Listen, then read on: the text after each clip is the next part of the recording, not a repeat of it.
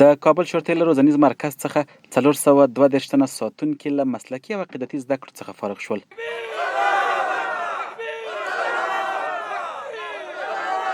غونډې ته د کورنیو چارو وزارت د ښوونې او روزنې لوی قمندان الحاج پاسوال قاري روح الله عبیده پیلوټ، د شورتي اکاډمۍ قمندان او نورو ادارو رئیسان او مسؤلین راغلي وو. ترتیب شوې د تشریفاتو قطعه د کورنیو چارو وزارت د ښوونې او روزنې لوی قمندان او د یاد روزنیز مرکز قمندان الحاج مل پاسوال استاد قنداغه سحاق له لوري معاینه شوه.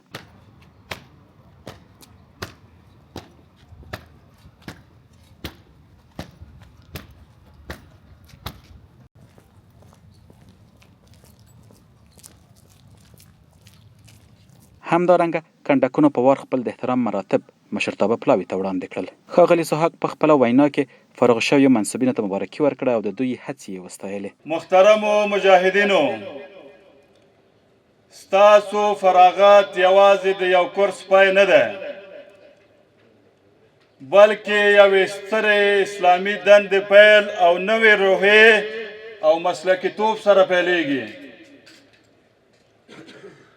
قدرمنو، نن نه وروسته ستاسو هر عمل د قانون حاکمیت، د خلکو عزت، د هیواد امنیت او د اسلامي او ملي ارزښتونو استازیتوب کوي. اسلامي شورته هغه څوک دی چې ځواک یې د قانون څخه سرچینه اخلي او پریکړې د عدالت څخه الهام اخلي. کړنې د اسلامي اخلاقو د انساني کرامت سره مل وي. مجاهدینو، ستاسو اساسي وظیفه دا ده چې هیواد دننه عامه امن نظم برابر کړئ، چې هیوادوال مو په ډاډه زړه په آرامه فضا کې خپل روزمره چارې ترسره کړي. د امنیت برابرولو لپاره اول باید د خپلو خلکو زړونه خپل کړو چې دا د امنیت تر ټولو قوي بنسټ جوړوي. دویم، ولسونو سره په درناوي چلند ترسره کړئ. قانون په ټولو یو شان تطبیق کړئ.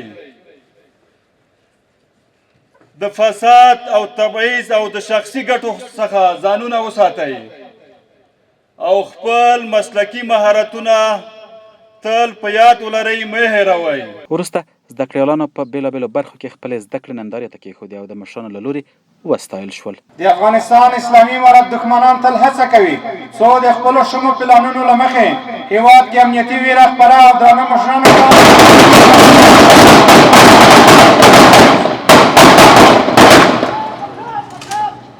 خدا دې ولیده شو چې د زموږ د زړورو مجاهدینو له لوري له چټک امنیتي غبرګون او عکس العمل سره مخ شول او پیښه شوې وه، او عین حال کې لیدل کېږي چې خپل مشر هم د خپل شته امکاناتو له مخې تر امن او ډاډمنې سیمې پورې د ګړندي حرکت د ترسره کولو په مرسته انتقالوي.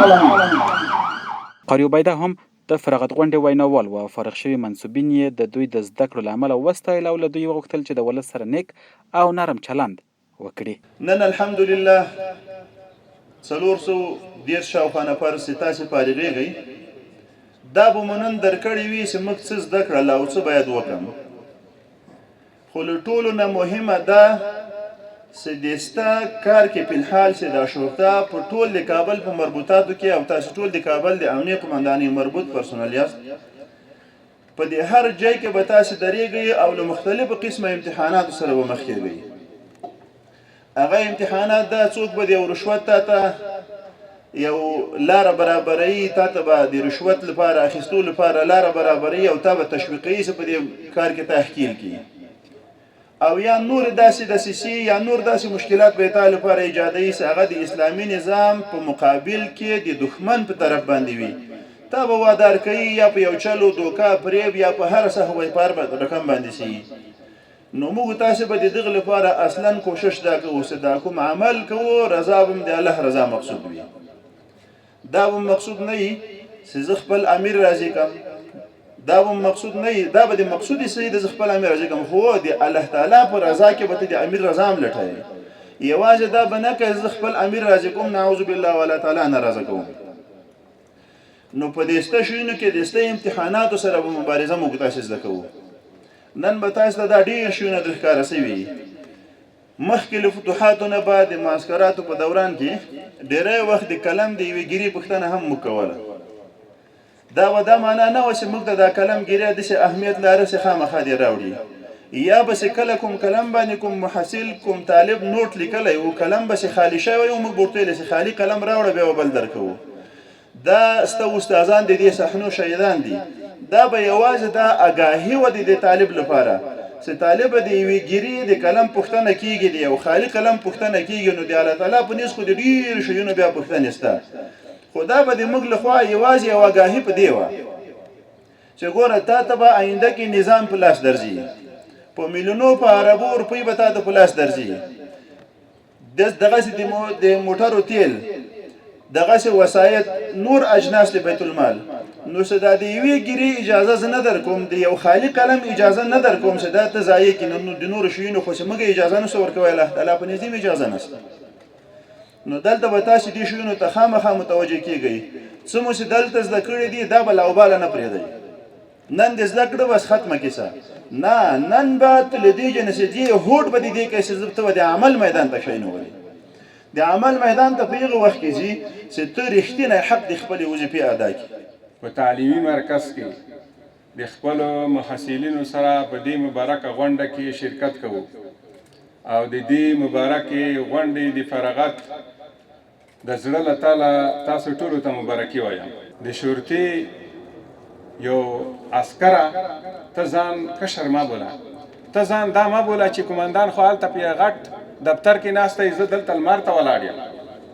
ته ځان داسې مه بوله چې زه موټر نه لرم، زه امتیازات نه لرم. ته یو غټ امتیاز دا لرې چې ته د اسلامي نظام عسکر یې او مجاهده، ته د دغه اسلامي نظام په واقعي معنا باندې چې وکړه نمایندګي وکړه. دا خلک د ولس د یوه مجاهد د لاسه په هزارهاو خلک خوشحالی کېږي هم، او که خدا نخواسته نصیبه او داسې اخلاق ورسره وشي چې هغه د دی د ولس توقع دا نه ده چې د من سره د دغه خپل عسکر یا دغه خپل سرباز داسې چلن وکړي، نو بیا په زرهاو خلک خفه کېږي هم. مجاهده ته د ولس د خپل بچای بولي، خپل ورور دی بولي او خپل وراره دی بولي. ته خپل فکر وکړه چې تا ته خپل ورور یا وراره او یا داسې نږدې بل کس ډېره ادنا بده خبره ته وکړي، تا زړه ته څومره دوک رسېږي. نو ته د دغه خپل ولس سره ډېر متوجه اوسه چې دنه خفه نه شي. د ویلو وړ ده چې 432 تنه ساتونکي د 4 نویو مسلکي او عقیدتي زده کړو وروسته فارغ شول او د مسؤلینو له لوري پرې تصدیق پاڼې وویشل شوې. مجاهد زاهد الله د تصدیق پاڼې اخیستل لپاره چمتو یم. ژوند محمد عثمان مجاهد د خپلې تصدیق پاڼې اخیستل لپاره چمتو یم. ژوند زه احمد فیصل د خپلې تصدیقنامې د اخیستل لپاره چمتو یم. ژوند د افغانستان د اسلامي امارت لپاره صادقانه خدمت کوم.